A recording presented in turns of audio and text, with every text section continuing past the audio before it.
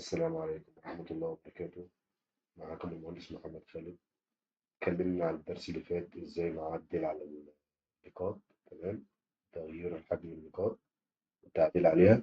النهارده ان شاء الله هنتكلم كيفية او ازاي نعمل كذا بوينت جروب لعدد من النقط الموجودة معانا.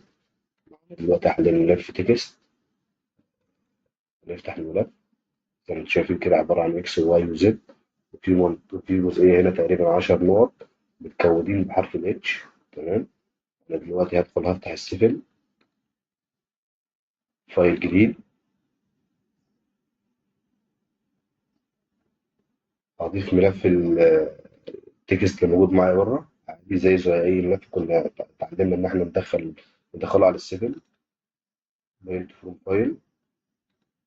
تمام كده على الديسكتوب. إن جاي ل 14. هنا كده بنختار الصيغة بتاعتنا.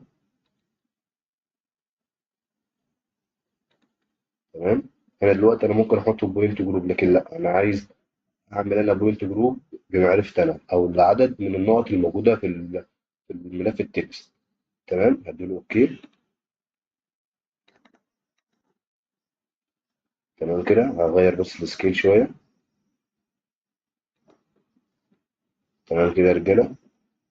دلوقتي هدخل على حاجة اسمها بوينت جروب نيو. هعمل بوينت جروب جديدة هسميها وليكن ايه 14. تمام.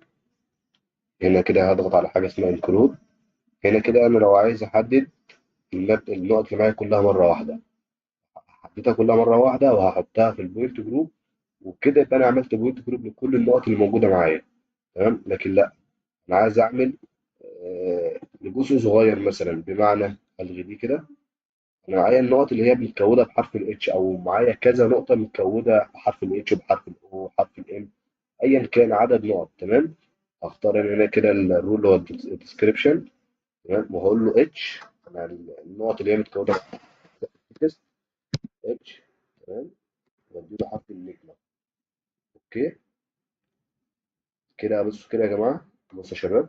كده عمل لي بوينت جروب على النقط اللي هي متكوده بحرف الاتش فقط. النقط اللي هي متكوده بحرف الاتش فقط لا غير عمل لي بوينت جروب عليها. ليه؟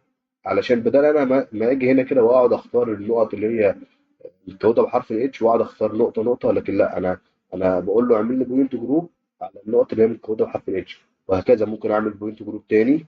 تمام. الكلاود. ممكن اعمل بوينت جروب تاني على اي كود تاني معايا مفيش مشاكل. تمام. دلوقتي برضو هعمل بوينت جروب على الكل.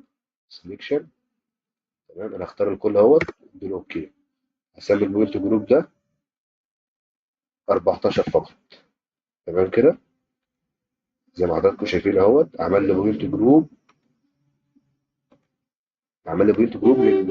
لعدد النقط كلها. تمام كده يا رجاله.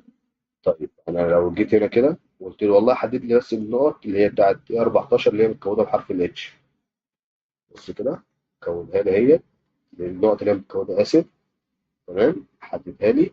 وكده يكون درسنا النهارده والسلام عليكم ورحمه الله وبركاته.